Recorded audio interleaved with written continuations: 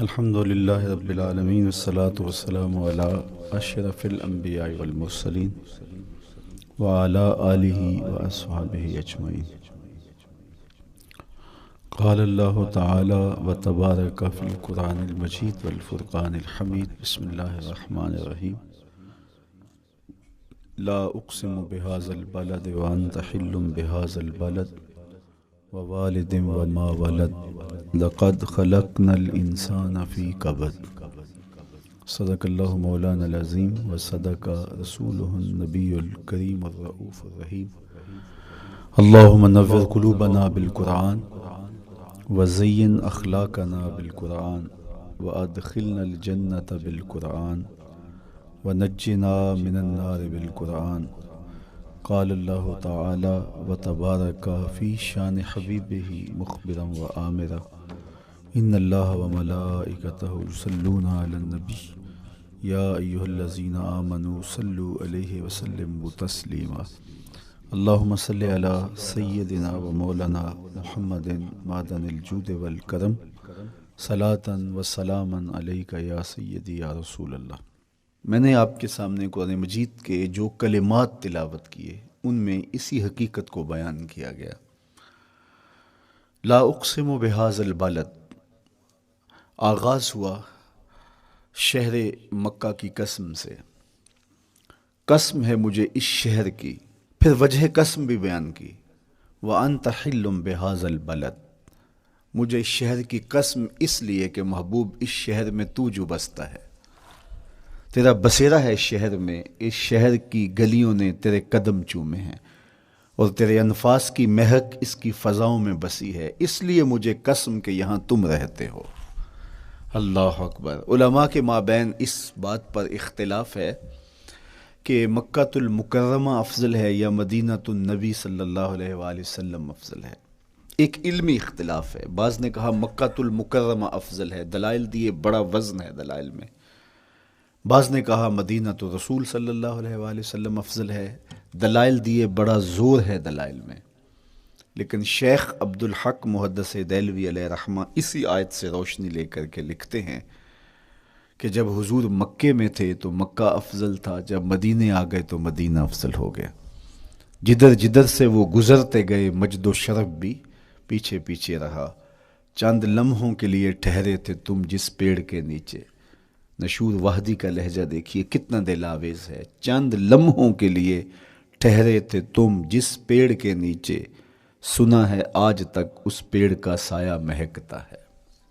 تو مکے میں ہیں تو مکہ افضل، مدینے میں ہیں تو مدینہ افضل. تو شرف ان کے وجود مسعود سے ہے.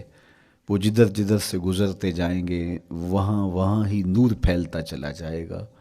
اور پیر نصیر الدین علیہ رحمہ کا لہجہ یہاں کتنا خوبصورت دکھائی دیتا ہے. ایک بار وہ جدھر سے گزرے ہیں نصیر، ایک بار وہ جدھر سے گزرے ہیں نصیر، بار بار ادھر سے بہار گزری ہے. تو کہا کہ قسم ہے مجھے اس شہر کی، یعنی شہر مکہ کی. کیوں اس شہر کی قسم؟ وَأَنْتَ حِلٌّ بِهَذَا الْبَلَدِ، کہ محبوب اس شہر میں تمہارا قیام ہے، اس شہر میں تمہاری رہائش ہے، تمہارے انفاس کی مہک ہے اس شہر کی فضاؤں میں، اور تمہارے قدموں کو چھوا ہے اس شہر کی گلیوں نے، اس لیے قسم کہ یہاں آپ رہتے ہو. وَوَالِدٍ وَمَا وَلَدٍ، اور قسم ہے باپ کی، اور قسم ہے جو اس کی اولاد ہے. والد سے مراد کیا ہے اور ما ولد سے مراد کیا ہے؟ تو اس کے بارے میں ایک قول یہ ہے کہ والد سے مراد حضرت ابراہیم علیہ السلام ہے، اور ما ولد سے مراد حضور علیہ السلام جو ان کے فرزند ہیں. ایک قول کے والد سے مراد حضرت آدم علیہ السلام ہیں، اور ما ولد سے مراد ان کی ساری ذریت اور نسل ہے. تیسرا قول کہ والد سے مراد حضور علیہ السلام ہیں، اور ما ولد سے مراد حضور علیہ السلام کی ساری امت، حضور علیہ السلام کی ساری آل اطرت، حضور کے اصحاب. لیکن علماء نے پہلے قول کو ترجیح دی کہ مکہ المکرمہ کی قسم کی گئی تو پھر مناسبت بنتی ہے کہ حضرت ابراہیم کا ذکر بھی ہو. تو اس لیے والد سے مراد حضرت ابراہیم ہیں، اور ما ولد سے مراد حضور علیہ الصلوۃ والسلام کی ذات ستودہ صفات ہے۔ تو تین چیزیں ہوئیں جن کی قسم کی گئی۔ سب سے پہلے شہر مکہ کی قسم کی گئی، پھر حضرت ابراہیم علیہ السلام کی قسم کی گئی، اس کے بعد حضور علیہ الصلوۃ والسلام کے مبارک وجود کی قسم کی گئی۔ تین قسمیں کر کے کہا کیا گیا، چونکہ جو خالی ذہن شخص ہو، جب اس کو کوئی بات بیان کی جائے تو قسم سے آغاز نہیں کیا جاتا۔ متردد الذہن کو کوئی بات کرنی ہو تو قسم سے آغاز کیا جاتا ہے، یا پھر آپ جس مضمون کو بیان کرنے جا رہے ہیں وہ اتنا اہم ہے کہ اس کی اہمیت کو اجاگر کرنے کے لیے آپ کو قسم کرنا پڑتی ہے۔ تو یہ جو ما بعد کا مضمون ہے جس کو میرے رب نے بیان کیا، اس سے قبل ایک نہیں، دو نہیں، تین قسمیں کیں، تو پھر کان تو کھڑے ہو گئے، سماعتیں تو بچھ گئیں کہ وہ کون سی شے ہے جس کو بیان کرنا مقصود ہے، اور اس سے قبل قسم پہ قسم کی جا رہی ہے۔ قسم محبوب شہر مکہ کی، قسم محبوب تیرے والد بزرگوار حضرت ابراہیم علیہ السلام کی، اور قسم تیرے پاکیزہ وجود کی۔ اب انسان بالکل سماعتیں بچھا کے منتظر ہے کہ قسم کی کس بات کی جا رہی ہے، کس بات پہ قسمیں ہو رہی ہیں۔ تو جواب آیا، قسم محبوب شہر مکہ کی جس میں آپ رہتے ہو، قسم آپ کے والد بزرگوار حضرت ابراہیم علیہ السلام کی، اور قسم آپ کے پاکیزہ وجود کی۔ لقد خلقنا الانسان فی کبد، ہم نے انسان کو مشقتوں میں رہتا پیدا کیا ہے۔ یعنی انسان کی زندگی کے اندر مشقتیں، مشکلیں، آلام، مصائب، حالات کی تلخیاں، سخت مراحل، یہ اس کی زندگی کا حصہ ہے، اور ہم نے اس کو ڈیزائن اس طرح کیا ہے کہ یہ ان ساری مشکلات سے نہ بردآزما ہوگا اور حالات کی تلخیوں کا مقابلہ کرے گا، اور خیر و شر کے ساتھ ساری زندگی اس کا تعلق رہے گا۔ تو یہ اگر سخت جان ہوا تو زندگی میں کامیاب اور بامراد ہوا، اور اگر یہ کمزور ہوا تو پیچھے رہ جائے گا۔ اور اس کے لیے جو قسمیں کی ہیں وہ تین ہیں۔ قسم کا اور جواب قسم کا تعلق ہوتا ہے، یعنی جس پہ قسم کی جا رہی ہے تو جو قسم کی جا رہی ہے اس کا کوئی آپس میں تعلق ہوگا۔ جب پھولوں کا ذکر کریں گے تو پھر اس کے متعلقات ہی بعد میں بیان کریں گے۔ کسی نے کہا تھا جنگل میں کوئی مے خار مرا ہے، جنگل میں کوئی مے خار مرا ہے، اسے انگور کے پتوں کا کفن دو۔ میاں جنگل میں مرنے والے شخص کو کسی اور درخت کے پتوں کا بھی تو کفن دیا جا سکتا ہے، لیکن صاحب مرنے والا مے خار ہے، اور شراب کشید کی جاتی ہے انگور سے، تو اس کو تو ٹھنڈ تب بھی پڑے گی کہ انگور کے پتوں کا کفن دیا جائے۔ تو مناسبات ہوتی ہیں۔ تو اب جب قسم کی گئی تو قسم تین چیزوں کی گئی، اور اس کی جواب قسم سے مناسبت کیا بنتی تھی؟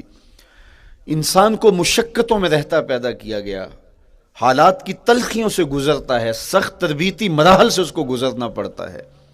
تو اس چیز کو بیان کرنے سے قبل تین قسمیں کی گئی۔ پہلی قسم میرے حضور کے پاکیزہ شہر کی، مکہ المکرمہ کی، اس لیے کہ مکہ المکرمہ میں دیکھ لیجئے کہ صحابہ اور حضور کے ماننے والوں نے کیسے تلخ زندگی کاٹی۔ شجر اسلام ثمر بار ہوا تو ہمیں تو یہ کھلے ہوئے پھول دکھائی دیتے ہیں، لیکن ہم نہیں بھول سکتے کہ بلال حبشی کی پیٹھ پہ کیسے کوڑے برسے اور احد احد کیسے پکارتے رہے۔ تو ہم اس منظر کو دیکھیں، مکہ کے ان حالات کو دیکھیں، تو اس لیے قسم کی مکے کی، اور پھر حضرت ابراہیم علیہ السلام کی قسم کی، چونکہ حضرت ابراہیم نے جس قدر اذیتوں سے گزر کر کے، مصائب آلام کا سامنا کر کے، حالات کی تلخیوں کا مقابلہ کر کے اپنا راستہ بنایا اور اپنے رب کی رضا پائی، وہ تاریخ کا ایک انوکھا باب ہے۔ اس سے بڑھ کر کیا ہوگا کہ جلتی ہوئی آگ میں چھلانگ لگا دی رب کے حکم کی تعمیل میں، بیٹے کی گردن پہ چھری رکھ دی۔ یہ تماشا لب بام نہیں تھا، منا کی وادی میں وہ انوکھا واقعہ رقم ہوا کہ آج بھی تاریخ انگشت بدندہ ہے کیا ایک باپ، اور وہ اس بیٹے کو ذبح کرنے کے لیے آمادہ ہو گیا جو اس کی آنکھوں کا نور ہے اور دل کا قرار ہے، رب سے مانگ کے لیا، لیکن تعمیل ارشاد میں اس بیٹے کی گردن پہ چھری رکھنے کے لیے باپ تیار ہو جاتا ہے اور اس کو ذبح کرنے کے لیے آمادہ ہو جاتا ہے، حتیٰ کہ بیٹے کو لٹا لیتا ہے اور ہاتھ میں چھری پکڑ کے بیٹے کی گردن پہ رکھ کے پوری ہمت کے ساتھ جب چھری چلاتا ہے تو آواز آتی ہے فلما اسلما وتلہ للجبین ونادیناہ ان یا ابراہیم قد صدقت الرؤیا انا کذالک نجزی المحسنین۔ ابراہیم بس کرو، تم نے واقعی خواب پورا کر دکھایا۔ اپنی بیوی کو، اپنے نو مولود بچے کو وادی غیر ذی زرع میں چھوڑ آنا، جہاں کچھ بھی میسر نہیں تھا، یہاں آپ کو آپ کے ماں باپ چھوڑ کے جاتے ہیں، ایک خوبصورت آسودہ ماحول ہے، اور آپ کو جس مقصد کے لیے چھوڑ کے جا رہے ہیں تو وہ مقصد بھی آپ کی اور ان کے پیش نظر ہے، لیکن اس کے باوجود بھی جو ہے وہ آنکھیں نم ہو جاتی ہوں گی کہ ہم اپنی اولاد کو یہاں چھوڑ کے جا رہے ہیں، جبکہ ایک محفوظ پناہ گاہ میں آپ کو چھوڑ کے گئے۔ آپ کی تربیت کرنے والا ایک جو ہے وہ توانا طبقہ اور ایک توانا جو ہے وہ سٹاف موجود ہے جو آپ کی فکری، ذہنی، بدنی تربیت کے لیے کوشاں ہیں، لیکن اس کے باوجود بھی والدین محسوس کرتے ہیں لیکن اپنے نو مولود بچے کو وہاں چھوڑ کے جانا جہاں آب و دانہ بھی میسر نہیں تھا۔ مورخ اسلام فی جلندری نے اس وادی کا نقشہ کھینچتے ہوئے کہا، وہ وادی جس میں وحشت بھی قدم رکھتی تھی ڈر ڈر کے، جہاں پھرتے تھے آوارہ تھپیڑے بادے سر سر کے، جہاں پر گھاس اگتی تھی، جہاں نہ پھول کھلتے تھے، مگر وہ سرزمیں تھی آسماں بھی جھک کے ملتے تھے۔ تو اس وادی میں چھوڑ کے آنا، حضرت ابراہیم نے جو امتحانات دیے، اس لیے ان کی قسم کی، چونکہ جواب قسم کا تعلق بنتا ہے، تو قسم ابراہیم کے پاکیزہ وجود کی کہ جنہوں نے دکھ سہے، تکالیف آلام گوارا کی، لیکن پائے ثبات میں لغزش نہیں آنے دی۔ تیسری قسم میرے حضور کے پاکیزہ وجود کی فرمایا جتنے دکھ مجھے دیے گئے، جتنی اذیتیں مجھے پہنچائی گئیں، اتنی کسی کو نہیں دی گئیں۔ پیدا ہوئے تو حضور کے باپ کا سایہ سر پہ نہیں تھا، پھر اس کے بعد حضور مختلف مراحل سے گزرے، 6 سال کی عمر میں ماں کا انتقال ہو گیا۔ جب راہ حق میں لوگوں کو دعوت رشد و ہدایت دینے نکلے تو جو لوگوں کے رویے تھے اور جو اذیتیں لوگوں نے پہنچائیں وہ ایک الگ باب ہے۔ مکے کی گلیوں سے لے کے طائف کے بازاروں تک جن اذیتوں سے میرے حضور گزرے، ام المومنین سیدہ عائشہ رضی اللہ تعالیٰ عنہ فرماتی ہیں ایک دن حضور کی بارگاہ میں حاضری تھی تو ہم نے عرض کیا حضور کیا احد کے دن سے سخت دن بھی زندگی میں کبھی گزرا ہے؟ صحابہ کی نظر میں اس دن سے سخت دن کبھی زندگی میں نہیں آیا، اس لیے کہ جب 70 صحابہ کی لاشیں پڑی تھیں، حضور کے چچا حضرت امیر حمزہ شہید کر دیے گئے، اور نہ صرف انہیں شہید کیا گیا، ان کا مسئلہ کیا گیا، اعضائے بدنیاں کاٹ دیے گئے، ناک کاٹ لی گئی، زبان کاٹ لی گئی، بدن چیر کے کلیجہ نکالا گیا، اور پھر ان اعضاء کا ہار پرویا گیا، اور ہندا نے گلے میں ڈال کے رقص کیا، آنکھوں میں نیزے چبھوئے گئے۔ تو یہ دردناک دن تھا، تو حضور کے سر انور پہ سفید رنگ کی پٹی بندھی تھی اور چشمان رحمت میں آنسو تھے، اور بار بار فرماتے تھے ما فعل امی، میرے چچا کی کہانی سناؤ۔ تو یہ دردناک دن تھا جو صحابہ نے اپنی آنکھوں سے دیکھا۔ تو انہوں نے کہا حضور کیا احد کے دن سے سخت دن بھی کبھی زندگی میں آیا؟ ان کا خیال تھا کہ حضور فرمائیں گے ہاں یہ میرا زندگی کا مشکل ترین اور سخت ترین دن تھا، لیکن حضور نے فرمایا ہاں عائشہ، جب طائف کے بازاروں میں تیری قوم نے مجھے پتھر مارے تو یہ دن احد کے دن سے بھی سخت تھا۔ حضور ان کے 3 سرداروں کے پاس پیغام حق لے کے گئے، لیکن انہوں نے آگے سے جو رویہ اختیار کیا وہ اتنا اذیت ناک تھا۔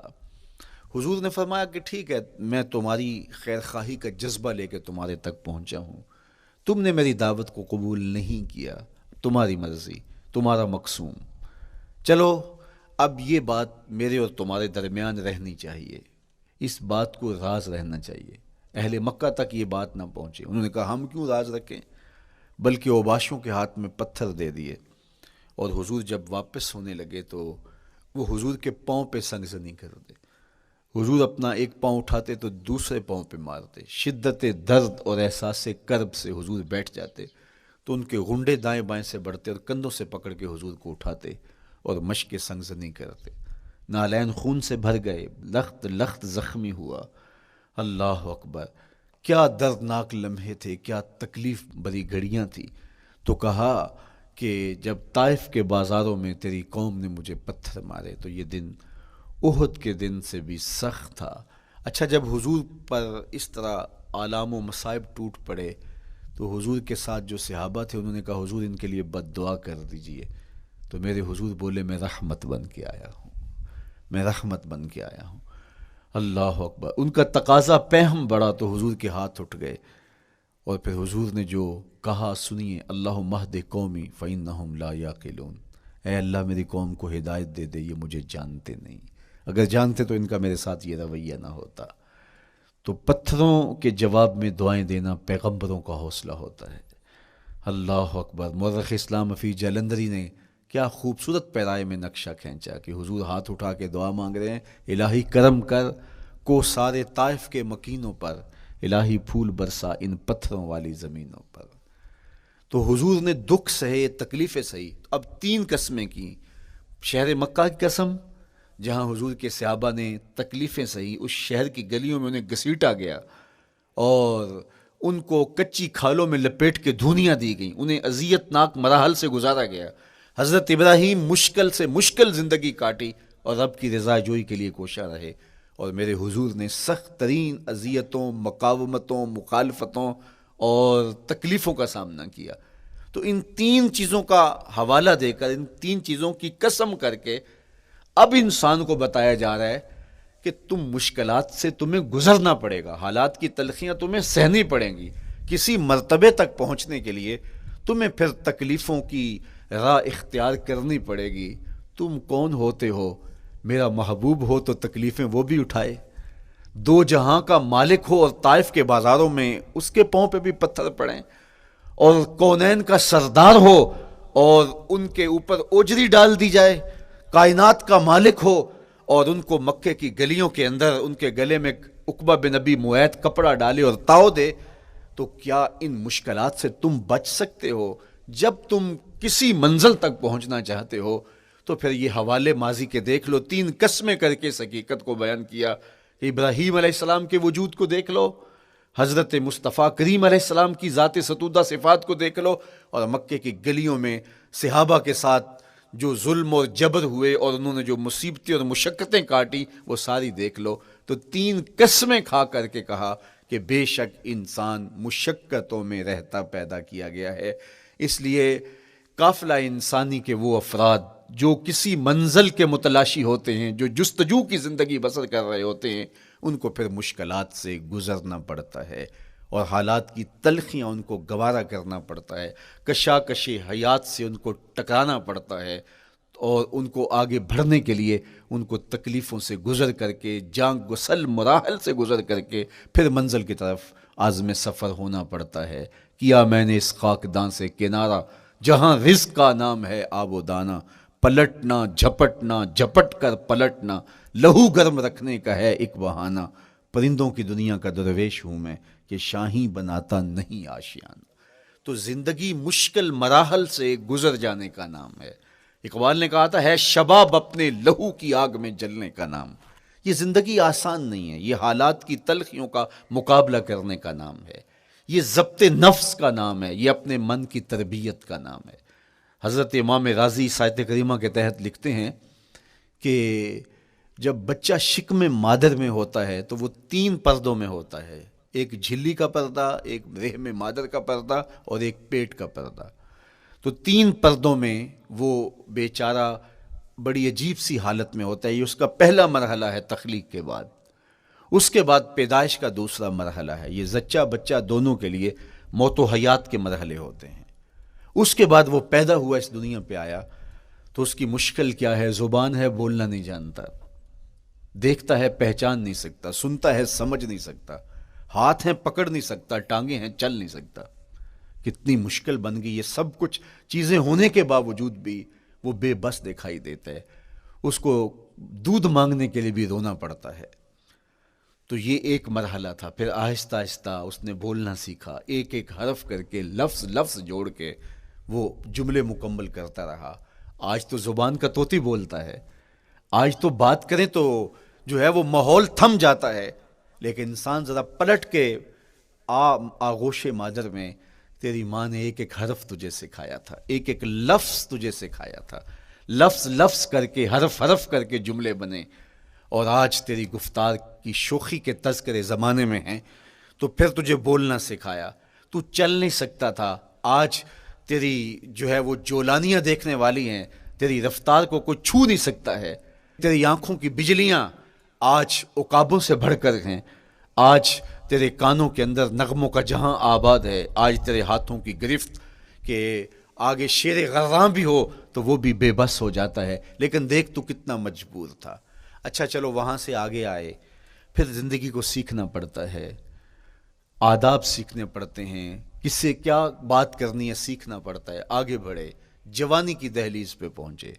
جوانی انسان کی زندگی کا باقپن ہوتا ہے، عروج ہوتا ہے، اللہ اکبر، لیکن جوانی کو تقدس معاب رکھ کے منزل تک پہنچانا یہ سب سے مشکل مرحلہ ہوتا ہے، چونکہ جذبات بے قابو ہیں، خواہشیں آوارہ ہیں، اور تا حد نظر نظارے ہی نظارے جو دل کو کھینچتے ہیں۔ اب اپنے تقدس کو جو شخص محفوظ رکھے، کائنات میں سب سے قیمتی جوہر حضرت انسان کا اس کی عصمت کا جوہر ہے، اور سب سے حسین چہرہ وہ ہے جو جنسی کالک سے اپنے آپ کو بچا لے۔ تو جوانی ہو، باقپن ہو، اور پھر اپنی خواہشات کو بے قابو نہ ہونے دیا جائے، سب سے مشکل مرحلہ پوری زندگی میں یہ آتا ہے۔ کسی نے کہا تھا کتاب زیست کا ایک اور باب بیت گیا، شباب بیت گیا، ایک عذاب بیت گیا۔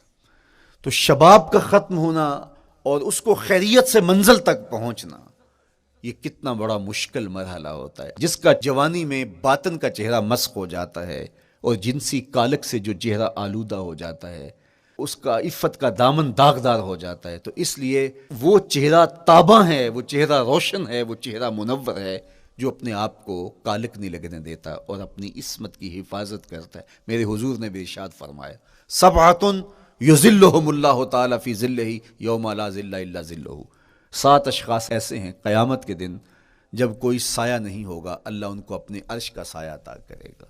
ان میں سے پہلا شخص امام عادل، عادل حکمران، دوسرا شخص وشاب نشأ فی عبادت اللہ، وہ جوان جس کی جوانی اللہ کی عبادت میں بسر ہوئی، تیسرا وہ شخص ورجل قلبہ معلق بالمساجد، وہ شخص جس کا دل مسجد میں لگتا ہے، مسجد میں جمتا ہے، اور چوتھا شخص ورجل دعته امرأة ذات منصب وجمال فقال انی اخاف اللہ، وہ شخص جس کو دعوت گناہ ملی اور حسن قدموں میں بچھنے کے لیے بےتاب ہوا، اور اس نے کیا کہا، انی اخاف اللہ، میں اللہ سے ڈرتا ہوں، میرا اللہ مجھے دیکھ رہا ہے۔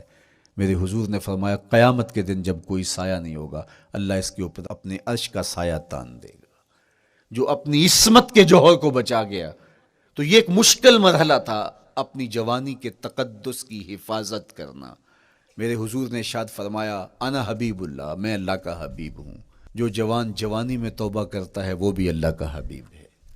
کتنا بڑا اعزاز ہے اور کتنا بڑا کمال ہے جو شخص کو ملتا ہے جو جوانی میں اپنی عصمت کے تقدس کی حفاظت کرتا ہے، اپنی آبرو پہ پہرا دیتا ہے، اپنی نظروں کی حفاظت کرتا ہے، اپنی سوچوں کو آوارہ نہیں ہونے دیتا، اپنے خیالوں کو بھٹکنے نہیں دیتا، اپنی خواہشات کو بے قابو نہیں ہونے دیتا۔ تو یہ مشکل ترین لمحہ تھا۔ اس کے بعد امام راضی کہتے ہیں اب شادی کا مرحلہ ہوا، تو پہلے خود اپنی ذمہ داری تھی، اب کسی کا بوجھ بھی اٹھانا پڑا، یہ اگلی مشکل آ پڑی۔ پھر بچے ہوئے تو پھر اپنی زندگی تو ختم ہو گئی، پھر ساری زندگی، پھر بڑھاپے میں چلے جائیں، ارذل العمر تک چلے جائیں، یہ ساری زندگی مشکلات لقد خلقنا الانسان فی کبد۔ تو ہمیں عملی طور پہ مشکلات کے مقابلے کے لیے تیار ہونا چاہیے۔ دیکھیے ہم جب شکار کرنے جاتے ہیں اور وہ خطرناک جنگل ہو جس میں شیر، بھیڑی اور دیگر جانور بھی ہوں، تو پھر ہم حفظ ما تقدم کے طور پہ سب کچھ ساتھ لے کے جاتے ہیں اور اس انداز سے جاتے ہیں کہ ہمارے اوپر اگر کوئی حملہ ہو تو بچاؤ کی یہ تدبیر ہو۔ تو ہم عملی طور پہ اس کے لیے خود تیار ہوتے ہیں، تو پھر کوئی ہونے والا حملہ غیر متوقع نہیں ہوتا اور ہم اس کے لیے اپنے آپ کو مستعد اور فعال پاتے ہیں۔ اسی طرح میں اور آپ اگر زندگی کے اس فلسفے سے آگاہ نہیں ہوں گے کہ زندگی مشکلات کا مجموعہ ہے، حالات کی تلخیاں ساری زندگی ہمارے ساتھ رہیں گی، تو کوئی بھی تکلیف، کوئی بھی اذیت، کوئی بھی ایسا واقعہ جو ہم نہیں چاہ رہے ہوں گے وہ روح پذیر ہوگا تو ہم گھبرا جائیں گے اور پھر اس وقت ہم دکھی ہو جائیں گے۔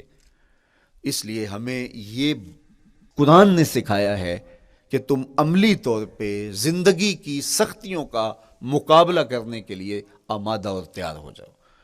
قرآن مجید میں جو صبر کا لفظ ہے اس کا مفہوم یہ ہے کہ حالات کی جو تلخیاں تمہارے اوپر آتی ہیں، وہ غربت بھی ہو سکتی ہے، وہ بیماری بھی ہو سکتی ہے، وہ لوگوں کی عداوت اور دشمنی بھی ہو سکتی ہے، وہ اور بہت ساری چیزیں ہوتی ہیں، وہ جنگوں کی حالت کا بپا ہو جانا اور تمہارا دشمنوں کے نرغے میں گر جانا، یہ سب کچھ ہو سکتا ہے۔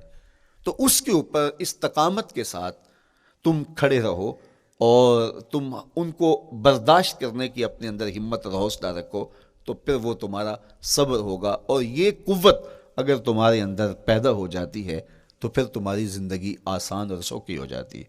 لیکن اگر یہ دولت تمہیں نصیب نہیں ہوتی تو پھر ساری زندگی دکھوں اور شکووں سے بھری رہتی۔ اس لیے ہمیں یہ چیز سیکھ لینی چاہیے کہ زندگی نام ہی مشکلات سے نہ برد آزما رہنے کا ہے۔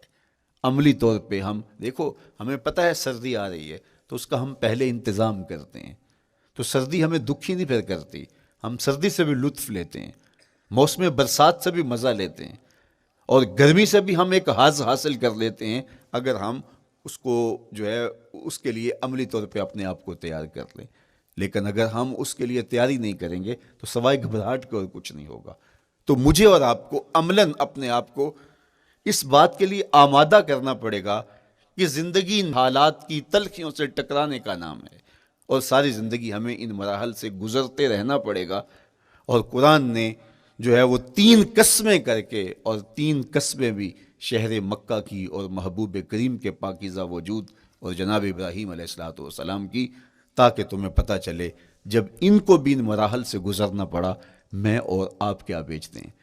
اس لیے ہمیں اپنی زندگی کو ان راہوں پہ ڈالتے ہوئے صبر اور استقامت، اب صبر اور استقامت کی دولت ہمیں کیسے نصیب ہوگی، یہ دولت کس طرح، یہ قوت راسخہ ہمارے اندر کیسے پیدا ہوگی، اور کس طرح ہمارے من کے اندر یہ چیزیں سمائے گی۔ اللہ تعالیٰ کی خشیت، اس پر توکل، اس پر بھروسہ، اور اللہ تعالیٰ جل شانہ کی طرف سے ہر کام کے ہونے کا یقین ہمارے اندر یہ استقامت اور یہ حوصلہ پیدا کرتی ہے یہ چیز۔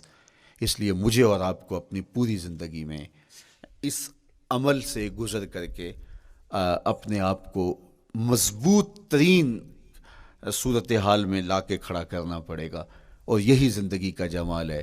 تو اب پھر دیکھیے قرآن کیا کہہ رہا ہے، لا اقسم بہذا البلد وانت حل بہذا البلد ووالد وما ولد، 3 قسمیں کی۔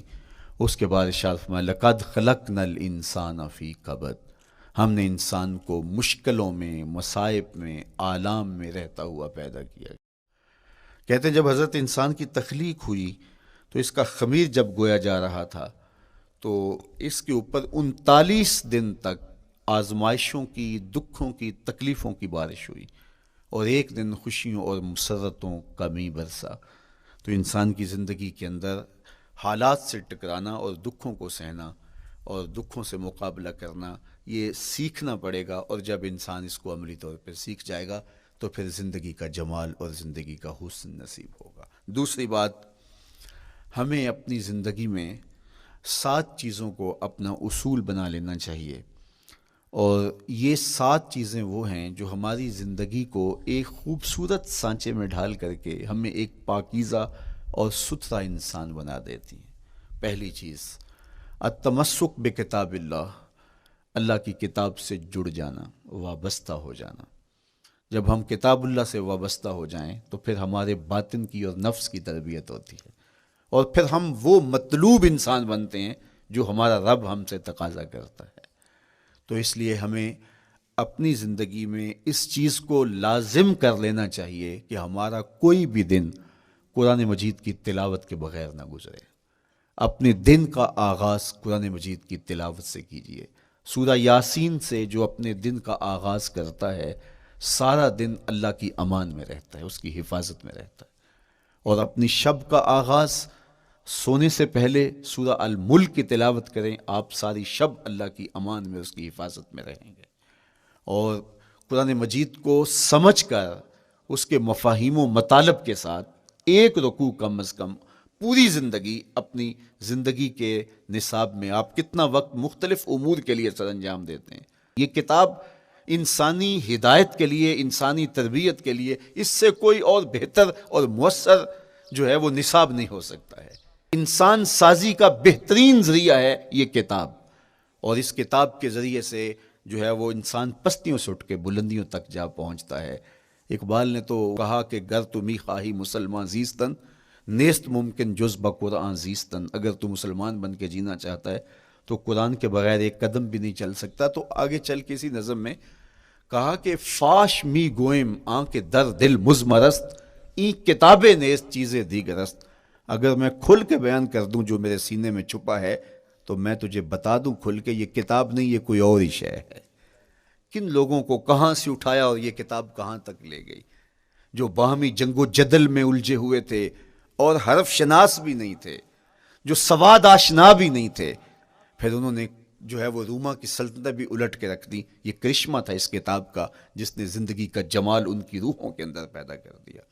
تو میں اور آپ اپنی زندگی میں قرآن مجید سے کبھی بھی دور نہ ہوں، روزانہ کی بنیاد پہ آپ تلاوت کلام مجید اپنی زندگی میں شامل رکھیں۔ انشاءاللہ اس کے اجالے دنیا میں اور آخرت میں آپ اپنی آنکھوں سے مشاہدہ کریں گے۔ حضرت امام احمد بن حنبل فرماتے ہیں، میں نے رب سے کہا کہ مجھے اپنا قرب عطا کر، آواز آئی میرا قرب چاہتے ہو تو قرآن پڑھا کرو۔ یہ رب کی قربت کی بھی ضمانت ہے اور ضبط نفس اور باطن کی تربیت کا بھی ذریعہ ہے۔ اچھا، دوسری بات، والاقتداء بسنت رسول اللہ صلی اللہ علیہ وآلہ وسلم۔ ہمارے لیے بہترین نمونہ ہمارے حضور علیہ الصلوۃ والسلام کی زندگی ہے، حضور کے دیا ہوا نظام حیات ہے جس پر حضور نے خود عمل کر کے دکھایا۔ میرا عشق رسول، میری محبت رسول اس بات کا تقاضا کرتی ہے کہ میں ان کے طریقہ حیات کے مطابق اپنی زندگی گزاروں۔ اسلام دعوے کی بات نہیں کرتا، دلیل ہم سے مانگتا ہے۔ آج میں کہتا ہوں میں عاشق رسول ہوں، اور اتنا بڑا عاشق رسول ہوں کہ میرے جیسا زمانے میں دوسرا کوئی نہیں۔ میرے جذبات ایسے دکھائی دیتے ہیں آسمان کو چیر دوں گا اور زمین کو پھاڑ دوں گا، لیکن ہمسایوں کے ساتھ میرا سلوک بتاتا ہے کہ میں عاشق رسول نہیں ہوں۔ دوستوں کے ساتھ میرا رویہ بتاتا ہے کہ میں عاشق رسول نہیں ہوں۔ میں کسی سے وعدہ کرتا ہوں اور پھر اس پہ پورا نہیں اتر پاتا، تو صاحب پھر آپ عاشق رسول نہیں ہیں، آپ کچھ اور ہیں۔ عشق رسول تو یہ ہے کہ میرے محبوب علیہ السلام نے کسی سے عہد کیا ہے کہ تمہارے آنے تک میں یہاں کھڑا ہوں، اور وہ جا کے بھول جاتا ہے، اور میرے حضور 3 دن وہاں منتظر رہتے ہیں۔ وہ اچانک گزرا اور دیکھا تو حضور علیہ الصلوۃ والسلام کھڑے ہیں، تو خود پریشان ہوا۔ صرف اتنی بات اسے کہی، صاحب تو نے مجھے مشکل میں ڈال دیا، تو نے مجھے مشقت میں ڈال دیا۔ عہد کیا ہے تو پھر اس کی پاسداری نبھا کے دکھائی۔ اللہ اکبر! میں اگر حضور سے محبت کرنے والا ہوں تو میرا رویہ بتائے کہ میں عاشق رسول ہوں۔ میری زبان پہ جھوٹ نہیں بول سکتی۔ آپ سے پوچھا گیا کہ مومن بزدلی کر سکتا ہے؟ کہا نہیں، بہادر ہوتا ہے، لیکن ہو سکتا ہے کبھی اس سے بزدلی سرزد بھی ہو جائے۔ پھر پوچھا گیا کہ مومن بخیل ہو سکتا ہے؟ کہا نہیں، سخی ہوتا ہے، لیکن ہو سکتا ہے کبھی اس سے بخل بھی سرزد ہو جائے۔ پھر تیسرا سوال حضور سے کیا گیا، مومن جھوٹا ہو سکتا ہے؟ فرمایا جھوٹا نہیں ہو سکتا، یہ پکی بات ہے کہ مومن جھوٹ نہیں بول سکتا۔ میں اور آپ اپنے رویوں میں دیکھیں کہ ہم کھڑے کہاں ہیں۔ آج ہم ان جگہوں پہ بھی جھوٹ بولتے ہیں جہاں جھوٹ بولنا ہماری مجبوری بھی نہیں ہوتی، چونکہ یہ ہماری فطرت ثانیہ اور عادت بن چکا ہے، اور ہم اس کو برا ہی نہیں سمجھتے۔ جبکہ جھوٹ جب کوئی شخص بولتا ہے، حدیث پاک میں آتا ہے اس کے منہ سے بدبو نکلتی ہے، رحمت کے فرشتے 1 میل دور ہٹ جاتے ہیں اس سے۔ اور سویر سے شام تک جب ہمارے معمولات یہ ہوں تو پھر ہم کہاں کھڑے ہیں اور رحمت کے فرشتے کہاں کھڑے ہیں؟ تو حضور علیہ الصلوۃ والسلام کی سنت کا اتباع حضور کی محبت کی دلیل ہوگی۔ امام قرطبی نے لکھا ہے، اللہ کی محبت کا کوئی دعویٰ کرے تو کیا دلیل ہوگی کہ یہ واقعی محب الہی ہے؟ تو کہا اللہ سے محبت کا دعویٰ کرنے والے کے لیے دلیل یہ ہے کہ وہ قرآن سے پیار کرے۔ قرآن سے پیار اور قرآن سے محبت کی دلیل یہ ہے کہ حضور کا پیار سینے میں رکھے. حضور سے محبت کی دلیل یہ ہے کہ سنت رسول سے پیار کرنے والا ہو. اور سنت رسول سے پیار کرنے کی دلیل یہ ہے کہ بدعات سے اجتناب کرنے والا ہو. ہر وہ طریقہ جو میرے حضور نے نہیں دیا اس کو اختیار نہ کرے، اس طریقے کو اختیار کرے جو حضور علیہ السلام کا عطا کرتا ہے. تیسری بات، عقل الحلال. یہ وہ بنیادی اصول ہیں جو ہماری زندگیوں میں اتر جانے چاہیے اور ہم ایک صالح اور خوبصورت انسان بن کے اس معاشرے کا حصہ بن سکتے ہیں. عقل حلال زندگی میں شامل ہو تو زندگی کو جمال نصیب ہوتا ہے اور باطن اور ظاہر کو طمانینت نصیب ہوتی ہے. اگر رزق پاک نہیں ہے تو آپ کعبے بھی جائیں تو وہاں بھی آپ محروم پلٹیں گے. میرے حضور علیہ السلام نے فرمایا ایک بندہ لمبا سفر کر کے گیا، اشعث اغبر کے لفظ ہیں کہ اس کے بال بکھرے ہوئے ہیں، سفر کی گرد پڑی ہوئی ہے اور لباس بھی پھٹا ہوا ہے، شکستہ حالت، پراگندہ صورت، اور کھڑا ہے کعبۃ اللہ کے سامنے. یمد یدیہ، دونوں ہاتھ لمبے کر کر کے دعا مانگ رہا ہے اور کیا کہتا ہے؟ اے اللہ ومطعمہ حرام ومشربہ حرام وملبسہ حرام وغذی بالحرام. فرمایا اس کا کھانا حرام کا ہے، اس کا پینا حرام کا ہے، اس نے جو لباس پہنا ہے وہ حرام کا ہے. میرے حضور فرماتے ہیں بتاؤ اس کی دعا کیسے قبول ہوگی؟ اب لمبا سفر کاٹ کے حرم کعبہ میں پہنچے، غلاف کو پکڑ پکڑ کے دعائیں کر رہا ہے، لمبے لمبے ہاتھ کر کے دعائیں مانگ رہا ہے، ملتزم سے لپٹا ہوا ہے، حتیم میں سجدہ ریز ہو کے رو کے دعائیں مانگ رہا ہے، لیکن دعا قبول نہیں ہوتی. کیوں؟ اس لیے کہ اس کے پیٹ میں لقمہ حرام کا ہے، اس کے بدن پہ لباس حرام کا ہے. تو اسلام نے جتنا زور حلال کمانے، حلال کھانے اور حلال اختیار کرنے پر دیا ہے، تو ایک مومن اگر اسلام کے مبادیات سے بھی آگاہ ہو تو اس کی تو زندگی کے اندر جو ہے وہ حرام گھس ہی نہیں سکتا ہے، بلکہ وہ مشکوک سے بھی اجتناب کرے. چوتھی چیز، کف الاذی. اپنے آپ کو ایسا بناؤ کہ تمہارے وجود سے کسی کو ضرر اور تکلیف نہ پہنچے. ہمارا اسلام تو ہمیں یہ بتاتا ہے کہ تم پیاز یا لہسن کھا کے مسجد میں نہ جاؤ کہ تمہارے منہ سے جو سمیل آتی ہے اس سے کسی کو تکلیف نہ پہنچے. تو یہ اسلام کی دی ہوئی تعلیمات ہیں کہ مسجد میں بھی جانا ہے تو اپنے آپ کو دیکھو کہ تمہاری حالت کیا ہے، تمہاری وجہ سے کسی کو تکلیف نہ پہنچے. تمہارے رویے اتنے خوبصورت ہوں، تمہارے ہمسائے بتائیں کہ یہ واقعی مسلمان ہے. مسلمان کی تعریف کی گئی، المسلم من سلم المسلمون من لسانہ و یدہ. مسلمان کون ہے؟ جس کے ہاتھ سے، جس کی زبان سے دوسرا مسلمان بھائی محفوظ ہے، تو وہ مسلمان ہے. اللہ اکبر. ہم یہ جو کہتے ہیں السلام علیکم، اس کو کہتے ہیں تحیت المسلم، مسلمان کا تحیت. تو اس میں اس کے معنی پہ غور کریں تو ہم اس کو ضمانت دے رہے ہوتے ہیں، السلام علیکم، تیرے اوپر سلامتی ہو. تو ہم اپنی جانب سے اسے ضمانت دیتے ہیں، میرے بھائی میری طرف سے تیری عزت، تیری جان، تیری آبرو سلامت ہے، اب میری جانب سے تو پریشان نہیں ہونا، میں تجھے سلامتی کی ضمانت دیتا ہوں. اور وہ آگے سے کیا کہتا ہے؟ وعلیکم السلام. میرے بھائی پھر میری جانب سے بھی تیرا سب کچھ محفوظ ہے. اگر سلام کا مفہوم اچھی طرح ہماری روحوں میں اتر جائے تو پھر ایسا ہو نہیں سکتا کہ ہم جس کو السلام علیکم کہہ دیں پھر اس سے ہم دھوکہ کریں یا اس کی آبرو پہ حملہ آور ہوں یا اس کے مال پہ حملہ آور ہو جب السلام علیکم کہہ دیا. چونکہ جو ہمیں لفظ بولنے کے لیے کہا گئے ہیں اس کے پیچھے فلسفہ ہے لفظوں کا. یہ پھول ہیں، ان کو دیکھ کر سبحان اللہ کہنے کا کہا گیا ہے. پہاڑوں کو دیکھ کے اللہ اکبر کہنے کا کہا گیا ہے. پہاڑوں کو دیکھ کے سبحان اللہ کہہ دیں اور پھولوں کو دیکھ کے اللہ اکبر کہہ دیں، ایسا کیوں نہیں کہہ دیتے؟ لیکن نہیں، اس لیے کہ جب پہاڑوں کو دیکھتے ہیں تو دل میں ان کی ہیبت پیدا ہوتی ہے. اتنے بڑے پہاڑ، سمندر کو دیکھتے ہیں تو اس کی ہیبت پیدا ہوتی ہے. اتنا بڑا سمندر تا حد نظر پھیلا ہوا، تو جب اس کی بڑائی پیدا ہونے لگتی ہے تو فوراً پلٹایا گیا اللہ کی بڑائی کی طرف اور کہا بول اللہ اکبر، یہ نہیں میرا اللہ بڑا ہے. اور پھول کو جب دیکھا تو اس کی لطافت کی طرف الجھنے لگے، کتنا خوبصورت ہے، درزوں میں کیسے خوشبو بسی ہوئی ہے، کیسے رنگ ہیں، کیسے جمال ہیں. اللہ اکبر. وہ کیا کسی نے کہا تھا نا کہ درزوں کی لطافت میں خوشبو نے اماں پائی، گل چیرنے والے نے کس شان سے چیرا ہے. تو کیا کمال ہے یار، کیا پتیاں ہیں، کیا رنگ ہے، کیا خوبصورتی ہے، کیا لطافت ہے. الجھنے لگے، کہا بول سبحان اللہ، یہ کیا ہے، جس نے رنگ بھرے ہیں وہ پاک ہے. تو تیرا دل الجھ نہ جائے. تو جو ہم بولتے ہیں لفظ جہاں بھی بولتے ہیں اس کے پیچھے ایک فلسفہ ہوتا ہے. السلام علیکم یہ تحیت المسلم ہے. جب ہم کسی کو کہتے ہیں السلام علیکم تو اس کو ہم نے ضمانت دے دی، بس بات ختم، اب جو ہے وہ میری جانب سے تو محفوظ ہے۔ لیکن ہم سلام بھی لے رہے ہوں گے اور ہاتھ بھی کاٹ رہے ہوں گے اور اس کی جیب بھی کاٹ رہے ہوں گے، پھر سلام نہیں لیا، ہم نے منافقت کی ہے۔ تو کف الاذی چوتھی چیز، اور پانچویں چیز اجتناب المعاصی، گناہوں سے اپنے آپ کو بچا کے رکھنا۔